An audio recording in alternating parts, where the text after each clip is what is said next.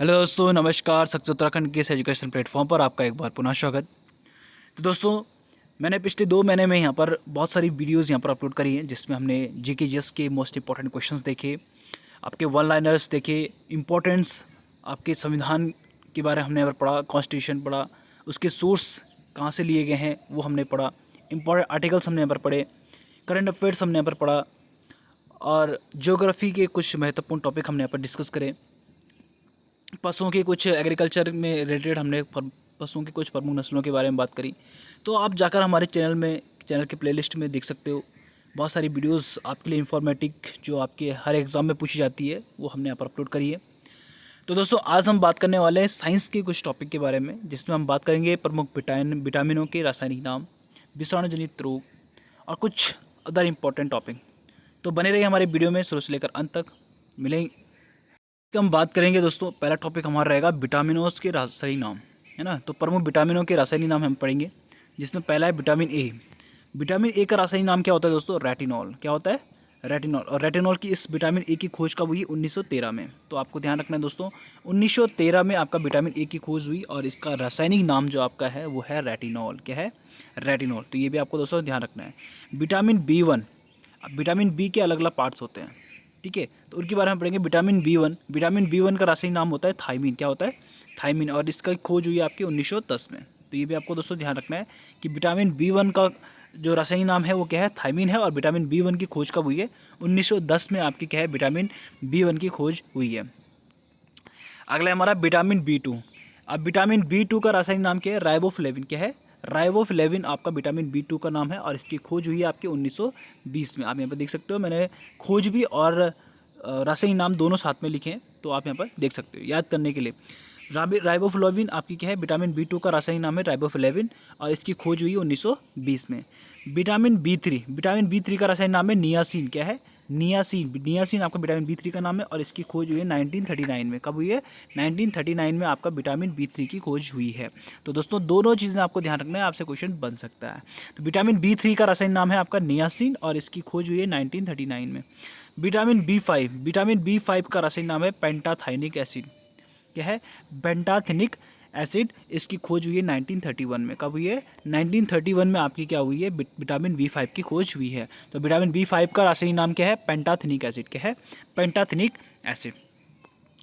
Next आपका vitamin B 6 का नाम क्या है? पायरिडॉक्सिन। क्या है? पायरिडॉक्सिन। विटामिन बी 6 का रासायनिक नाम है पायरिडॉक्सिन और इसकी खोज हुई है 1934 में। कब हुई है? 1934 में आपके विटामिन बी 6 की खोज हुई है 1934 में। ओके, तो ये आपको ध्यान रखना है दोस्तों। पायरिडॉक्सिन, विटामिन बी 6 का नाम है पायरिडॉक्सिन। विटामिन बी 7 आपका बायोटीन। विटामिन बी 7 का नाम क्या है? बायोटीन और इसकी खोज हुई है आपकी 1931 में। तो विटामिन बी 7 का नाम क्या है? बायोटीन और इसकी खोज हुई है 1931 में। तो दोस्तों, आपको ध्यान रखना है, विटामिन बी 7 का नाम है आपका बायोटीन और इसकी खोज हुई है 1931 में। अगला है विटामिन बी 12। विटामिन बी 12 का रासायनिक नाम क्या है? विटामिन बी 12 का रासायनिक नाम है साइनोकोबालामिन। क्या है? साइनोकोबालामिन। तो विटामिन बी 12 का नाम है साइनोकोबालामिन और इसकी खोज हुई है 1926 में। तो बी 12 की आपकी क्या हुई है? बी 12 का नाम क्या है? आपका साइनोकोबालामिन और इसकी खोज हुई है 1926 में। तो ये मोस्ट इंपॉर्टेंट विटामिन बी के आपके पार्ट्स हैं, ठीक है। विटामिन बी 12 आपका साइनोकोबालामिन 1926 में इसकी खोज हुई है। अगला है विटामिन सी। तो विटामिन सी का नाम क्या है? आपका एस्कॉर्बिक एसिड। क्या है? Ascorbic acid. विटामिन सी का रासायनिक नाम है एस्कॉर्बिक एसिड और इसकी खोज हुई है आपकी 1920 में। कब हुई है? 1920 में। तो दोस्तों, ये भी आपको ध्यान रखना है। विटामिन सी का रासायनिक नाम क्या है? एस्कॉर्बिक एसिड और इसकी खोज हुई है 1920 में। कब हुई है? 1920 में। ये भी आपको ध्यान रखना है। नेक्स्ट आपका विटामिन डी का रासायनिक नाम है कैल्सीफेरोल। क्या है? कैल्सीफेरोल और इसकी खोज हुई है 1920 में। कब हुई है? 1920 में। तो ये सो आपको ये भी ध्यान रखना है। विटामिन डी का रासायनिक नाम है कैल्सीफेरोल और इसकी खोज हुई है 1920 में। विटामिन ई का रासायनिक नाम क्या है? टोकोफेरोल। क्या है? टोकोफेरोल और इसकी खोज हुई है आपकी 1922 में। तो दोस्तों, ये भी आपको ध्यान रखना है। तो विटामिन ई का रासायनिक नाम क्या है? टोकोफेरोल और इसकी खोज हुई है 1922 में। कब हुई है? 1922 में। नेक्स्ट आपका विटामिन के का रासायनिक नाम क्या है? फिलोक्विनोन। क्या है? फिलोक्विनोन और इसकी खोज हुई है आपकी क्या? 1929 में। इसकी खोज हुई है 1929 में। तो आपका विटामिन के का रासायनिक नाम क्या है? फिलोक्विनोन। क्या है? फिलोक्विनोन। और इसकी खोज हुई है 1929 में। तो दोस्तों ये भी आपको ध्यान रखना है। तो ये मोस्ट इंपॉर्टेंट थे, एक बार हम फिर से इनको रिवाइज कर लेते हैं। विटामिन ए का रासायनिक नाम क्या है? रेटिनॉल। इसकी खोज हुई है 1913 में। आपका विटामिन B1 रासायनिक नाम है थायमिन और 1910 में इसकी खोज हुई है। विटामिन B2 आपका रासायनिक नाम है राइबोफ्लेविन, 1920 में इसकी खोज हुई है। विटामिन B3 रासायनिक नाम है आपका नियासिन, इसकी खोज हुई 1939 में।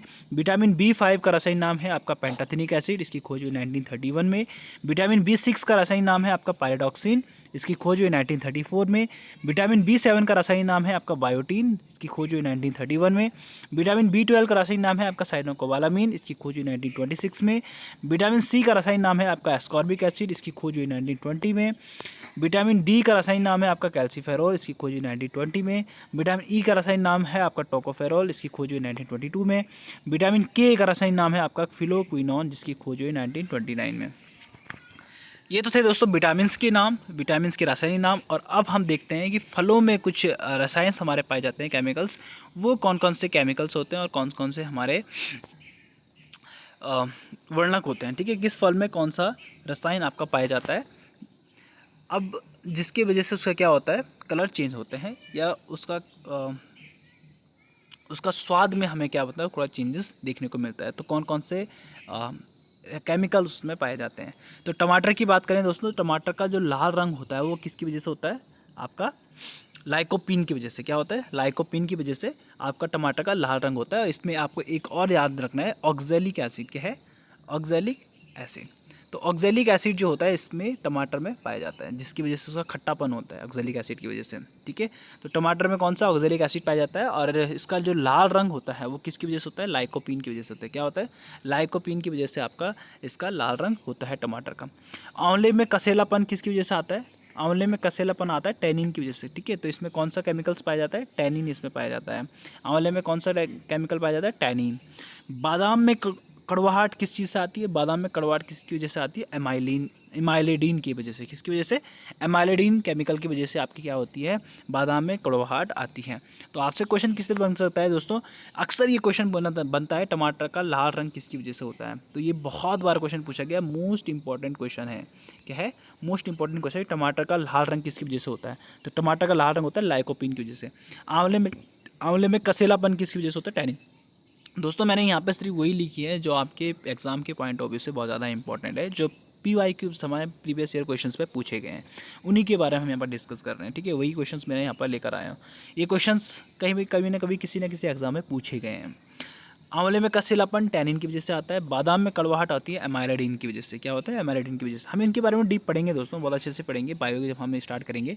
मैं यहाँ पर अभी जो है वन दरोगा की यहाँ पर सीरीज़ शुरू करने वाला हूँ कुछ समय बाद। और अभी हम 1-2 दिन बाद हम क्या करेंगे, नेक्स्ट वीक से हम यहाँ पर हिस्ट्री यहाँ पर स्टार्ट कर देंगे। हिस्ट्री के इंपॉर्टेंट पॉइंट्स के बारे में डिस्कस करेंगे जो एग्ज़ाम में पूछे जाते हैं, और उसके साथ साथ में PIQs भी डेली सॉल्व करेंगे।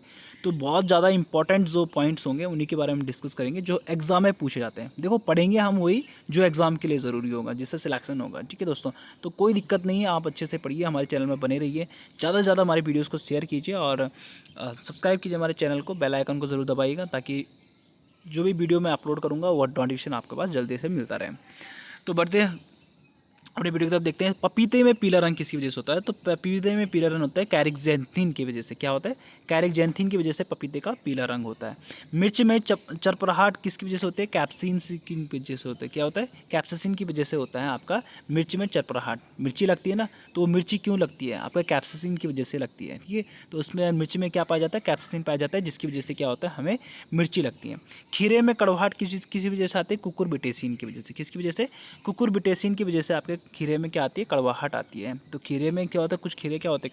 कड़वे होते हैं ना, तो वो कड़वाहट किसी वजह से आती है? कुकुरबिटेसिन की वजह से आती है। किसकी वजह से? कुकुरबिटेसिन की वजह से आती है। ओके, करेले में कड़वाहट किसकी वजह से आती है? करेले में कड़वाहट किसकी वजह से आती है? करेले में कड़वाहट आती है आपकी मेमोडिकोसाइट। क्या है? मेमोडिकोसाइट। करेले में कड़वाहट, करेला कड़वा होता है। क्यों होता है करेला कड़वा? क्योंकि उसमें क्या पाया जाता है? मेमोडिकोसाइट पाया जाता है। क्या पाया जाता है? मेमोडिकोसाइट पाया जाता है।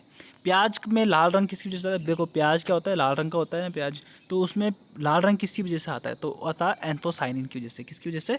एंथोसाइनिन की वजह से प्याज का रंग क्या हो जाता है? लाल होता है।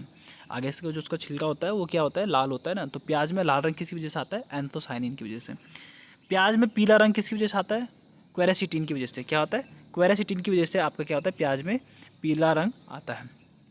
गाजर का नारंगी रंग किसकी वजह से होता है? कैरोटीन। तो गाजर में क्या पाया जाता है? कैरोटीन पाया जाता है। इस वजह से आपका क्या होता है? गाजर का नारंगी रंग आता है। तो नारंगी रंग किस वजह से आता है? आपका कैरोटीन की वजह से आता है। एक बार रिवाइज कर लेते हैं, फलों में प्रमुख रसायन के बारे में। टमाटर में लाल रंग किसकी वजह से होता है? लाइकोपीन की वजह से। आंवले में कसेलापन किस वजह से होता है? टैनिन की वजह से। बादाम में कड़वाहट होते हैं एमाइलिडिन की वजह से। पपीता में पीला रंग होता है कैरेक्जेंथिन के कारण। मिर्च में चरपराहट होती है कैप्साइसिन के कारण। खीरे में कड़वाहट होती है कुकुरबिटेसिन के कारण। आपका करेले में कड़वाहट होती है मेमोडिकोसाइड की वजह से। प्याज में लाल रंग होता है एंथोसाइनिन। प्याज में पीले रंग का कारण होता है क्वेरासिटीन। और गाजर में नारंगी रंग होता है कैरोटीन की वजह से। अब हम पढ़ते हैं कुछ वायरस जेनेटेड डिजीज़ के बारे में। ठीक है, तो विषाणु जनित कुछ रोग हैं उनके बारे में हम पढ़ेंगे, और उनको पढ़ेंगे हम ट्रिक के साथ। तो ट्रिक क्या है आपकी? रेखा हमें हिट करके पोइचे छोड़ गई। क्या करके? पोइचे छोड़ गए। पोइचे मतलब होता है पीछे। तो रेखा हमें हिट करके पोइचे छोड़ गई। तो ये हमारी ट्रिक है। तो विषाणु जनित रोग ट्रिक है। अब ये ट्रिक किस तरीके से काम करेगी? रेखा हमें हिट करके पोइचे छोड़ गई। तो रे से हो गया रेवीज़। क्या हो गया? रेवीज़। खा से हो गया खसरा। क्या हो गया? खसरा। हा से हो गया हमें, हा से हो गया हर्पिस। क्या हो गया? Herpes disease. हा से हो गए हर्पिस। में से हो गया मैनिजाइटिस। ठीक है, क्या हो गया? मैनिजाइटिस। आपका क्या हो गया? में से हो गया मैनिजाइटिस। ही से हो गया हिपेटाइटिस। क्या हो गया? हिपेटाइटिस। टा से हो गया ट्रेकोमा। क्या हो गया? ट्रेकोमा। करके, साइलेंट करके। क्या करके? साइलेंट करके। तो करके से पो से पोलियो। ठीक है, क्या हो गया? पो से पोलियो।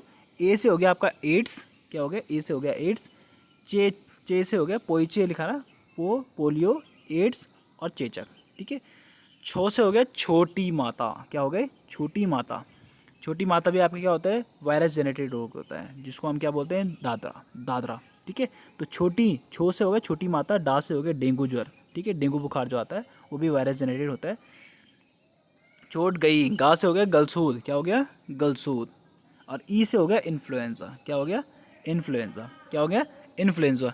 तो ये तो थे हमारे कुछ वायरस जेनेटेड डिजीज़, इंपॉर्टेंट डिजीज़, जिनके बारे में हमने यहाँ पर डिस्कस कर लिया है।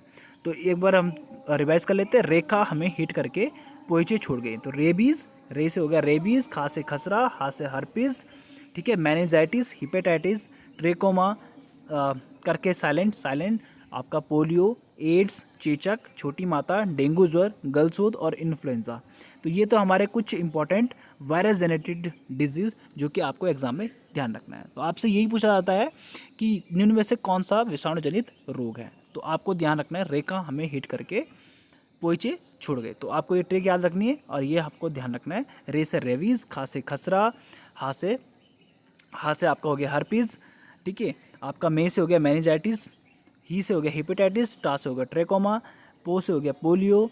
आपका ए से हो गया एड्स। चे से हो गया चेचक। छो से हो गया छोटी माता। डा से हो गया डेंगू ज्वर। गा से हो गया गलसोद और ई से हो गया इन्फ्लुएंजा। तो ये तो हमारे कुछ इंपॉर्टेंट पॉइंट्स जो हमने यहाँ पर डिस्कस करिए दोस्तों, और ये आपके हर एग्ज़ाम में किसी न किसी एग्ज़ाम में पूछे गए क्वेश्चन से।